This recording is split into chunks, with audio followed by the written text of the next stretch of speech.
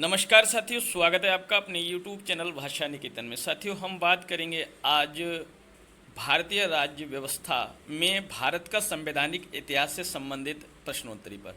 तो साथियों, ये हमारे महत्वपूर्ण प्रश्न हैं जो आपको किसी भी कॉम्पिटिटिव परीक्षा जो है, एग्ज़ाम जो है, उसमें आपको लाभान्वित करेंगे और बहुत ही महत्वपूर्ण प्रश्न हैं।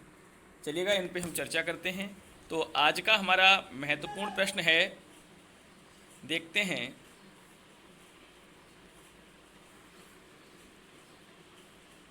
पहला प्रश्न है, B.R. अंबेडकर और महात्मा गांधी के मध्य सन 1932 में हस्ताक्षरित पूना समझौते में प्रावधान था।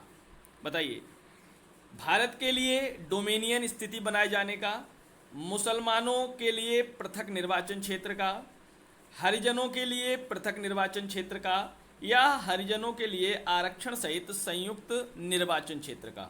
B.R. अंबेडकर और महात्मा गांधी के मध्य सन 1932 में हस्ताक्षरित पूना समझौते का प्रावधान क्या था? तो सही जवाब आपका कौन सा हो जाएगा?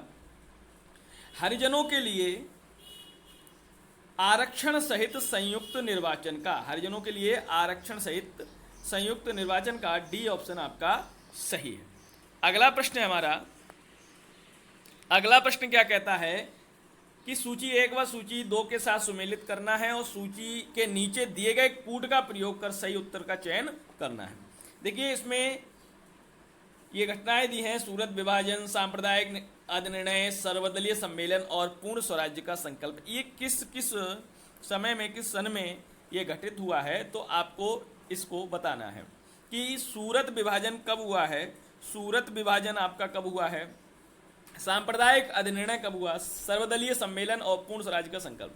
तो सही इसमें देखते हैं, सूरत विभाजन आपका 1907 ईस्वी, सांप्रदायिक अधिनिर्णय 1932 ईस्वी, सर्वदलीय सम्मेलन 1928 ईस्वी और पूर्ण स्वराज्य संकल्प आपका हो जाएगा 1932 ईस्वी। तो सही आपका इसका ऑप्शन क्या हो जाएगा? बी ऑप्शन सही होगा। ए का चौथा, बी का तीसरा, सी का दूसरा और डी का पहला। तो कुल मिला के आपका बी ऑप्शन सही है। अगला प्रश्न देखते हैं। अगला प्रश्न है हमारा, निम्नलिखित में से किस अधिनियम द्वारा भारत के गवर्नर जनरल को अध्यादेश जारी करने की शक्ति प्रदान की गई? चार्टर एक्ट 1833, भारतीय परिषद अधिनियम 1861, भारतीय परिषद अधिनियम 1892, भारतीय परिषद अधिनियम 1909। किस एक्ट या किस अधिनियम के द्वारा जो भारत के गवर्नर जनरल को अध्यादेश जारी करने की शक्ति दे दी गई, तो वो कौन सा एक्ट, अधिनियम है? बताइएगा इनमें से। तो सही जवाब क्या हो जाएगा कि भारतीय परिषद अधिनियम 1861। भारतीय परिषद अधिनियम 1861 सही ऑप्शन हो जाएगा। अगला प्रश्न है हमारा, सूची 1 व सूची 2 को सुमेलित कर नीचे दिए गए कूट से सही उत्तर चुनना है। ये भी देखिए, घोषणा घटनाएं हैं: घोषणा, अगस्त घोषणा, अगस्त प्रस्ताव, अगस्त संकल्प और प्रत्यक्ष कार्रवाई दिवस। तो किस किस के समय में या किसके द्वारा यह घोषणा की गई या प्रस्ताव लाए गए, तो यहाँ बात करते हैं। तो अगस्त घोषणा lord Linlithgow, lord Montagu, Mohammad Ali Jinnah या महात्मा गांधी। इनमें से सही मिलान करना है। तो देखते हैं, आपका अगस्त घोषणा की बात करते हैं तो लॉर्ड मॉन्टेग्यू। अगस्त प्रस्ताव आपका लॉर्ड लिनलिथगो। अगस्त संकल्प महात्मा गांधी और प्रत्यक्ष कार्रवाई दिवस मोहम्मद अली जिन्ना। तो सही ऑप्शन इसका क्या हो जाएगा? माने ए ऑप्शन सही हो जाएगा। ए का दूसरा, बी का पहला, सी का चौथा और डी का तीसरा आपका सही ऑप्शन हो जाएगा। देखते हैं अगला प्रश्न। अगला प्रश्न है साथियों, रेगुलेटिंग एक्ट पारित किया गया। रेगुलेटिंग एक्ट पारित किया गया 1773 ईस्वी में, 1771 ईस्वी में, 1785 ईस्वी में, 1793 ईस्वी में। बताइए, रेगुलेटिंग एक्ट पारित कब किया गया है? इनमें से सही ऑप्शन क्या है? तो 1773 ईस्वी आपका सही जवाब है। 1773 ईस्वी, ए ऑप्शन सही है। अगला प्रश्न है, भारत के गवर्नर जनरल को किस एक्ट या अधिनियम के द्वारा अपनी समिति के निर्णय को अस्वीकार करने का अधिकार मिला? 1773 का रेगुलेटिंग एक्ट, 1784 का पिट इंडिया एक्ट, 1786 का अमेंडमेंट एक्ट या 1813 का चार्टर एक्ट? बताइएगा कि भारत के गवर्नर जनरल को किस एक्ट के द्वारा अपनी समिति के निर्णय को अस्वीकार करने का अधिकार मिला? किसको? भारत के गवर्नर जनरल को किस एक्ट के द्वारा? तो सही जवाब आपका क्या हो जाएगा? सही जवाब है 1786 का अमेंडमेंट एक्ट, माने सी ऑप्शन सही है कि 1786 का अमेंडमेंट एक्ट। अगला है, महारानी विक्टोरिया को भारत की साम्राज्ञी नियुक्त किया गया किस सन में? बताएं, 1885, 1875, 1866 या 1858? बताएं, महारानी विक्टोरिया को भारत की साम्राज्ञी नियुक्त किया गया किस सन में? सही जवाब क्या होगा? तो 1858 ईस्वी में। देखते हैं अगला प्रश्न। अगला प्रश्न क्या है? अगला प्रश्न क्या है हमारा?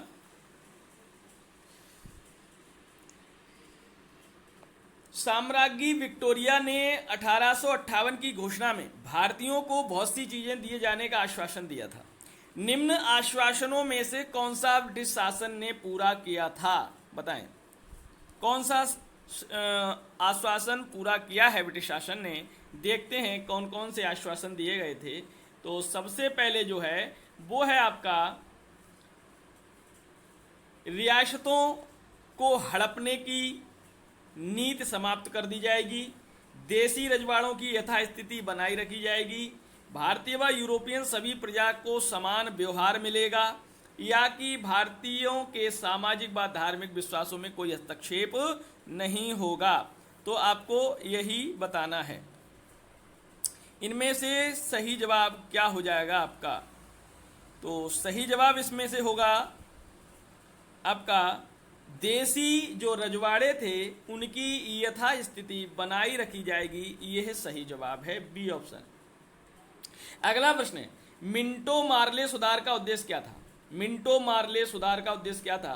पृथक निर्वाचन प्रणाली, भारतीयों की भागीदारी बढ़ाना, युद्ध में सहयोग हेतु तैयार करना और पूर्ण स्वतंत्रता देना। बताइए मिंटो मार्ले सुधार का उद्देश्य क्या था? सही जवाब आप लोग बताएंगे। मिंटो मार्ले सुधार का उद्देश्य क्या था? तो सही जवाब आपका क्या होगा? पृथक निर्वाचन प्रणाली। पृथक निर्वाचन प्रणाली सही जवाब हो जाएगा। अगला प्रश्न है, मार्ले मिंटो सुधार बिल किस वर्ष पारित किया गया? 1905 ईस्वी, 1909 ईस्वी, 1911 ईस्वी, 1920 ईस्वी? मार्ले मिंटो सुधार किस वर्ष पारित किया गया? आप लोगों को बताना है। सही जवाब क्या होगा? 1909 ईस्वी में। अगला प्रश्न देखते हैं। अगला प्रश्न है साथियों, मुसलमानों के लिए अतिरिक्त निर्वाचक मंडल प्रारंभ में किसके द्वारा लाया गया? क्रिप्स मिशन 1942, मार्ले मिंटो सुधार 1909, मॉन्टेग्यू चेम्सफोर्ड सुधार 1919 या भारत सरकार अधिनियम 1935? बताइएगा, मुसलमानों के लिए अतिरिक्त निर्वाचक मंडल प्रारंभ में किसके द्वारा लाया गया? बताइए, किस अधिनियम द्वारा ऐसा किया गया? तो सही जवाब आपका हो जाएगा मार्ले मिंटो सुधार 1919, बी ऑप्शन सही है। अगला प्रश्न, 1909 की इंडियन काउंसिल एक्ट में किस बात की व्यवस्था की गई थी? द्वैध शासन प्रणाली, सांप्रदायिक प्रतिनिधित्व, संघीय व्यवस्था या प्रांतीय व्यवस्था? 1909 के इंडियन काउंसिल एक्ट में किस बात की व्यवस्था की गई थी? तो सही जवाब आपका क्या हो जाएगा? बताइएगा। तो सही जवाब है इसमें सांप्रदायिक प्रतिनिधित्व। सांप्रदायिक प्रतिनिधित्व माने बी ऑप्शन सही है।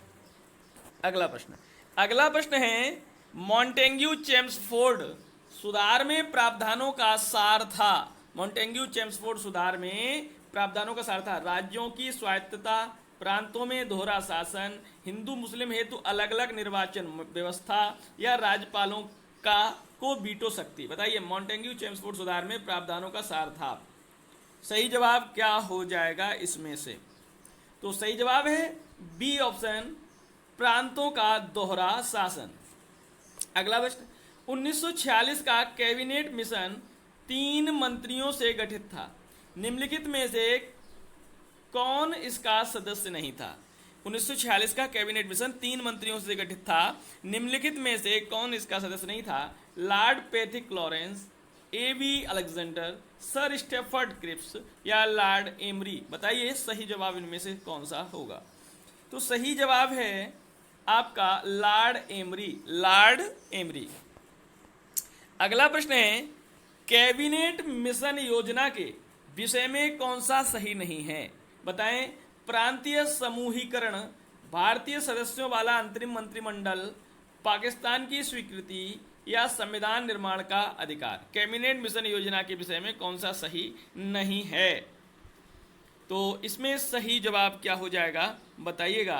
तो पाकिस्तान की स्वीकृति, यही आपका सही नहीं, असत्य कथन है। पाकिस्तान की स्वीकृति कैबिनेट मिशन योजना के विषय में यह है, कैसी है? असत्य है। अगला प्रश्न, भारत का संविधान लागू होने तक स्वतंत्रता के पश्चात इसका शासन किसके अंतर्गत चलाया गया? भारतीय नेताओं के परामर्श से बने कानून द्वारा, इंग्लैंड के संविधान के अनुसार, 1935 के भारत सरकार अधिनियम के अनुसार, या उपर्युक्त में से कोई नहीं।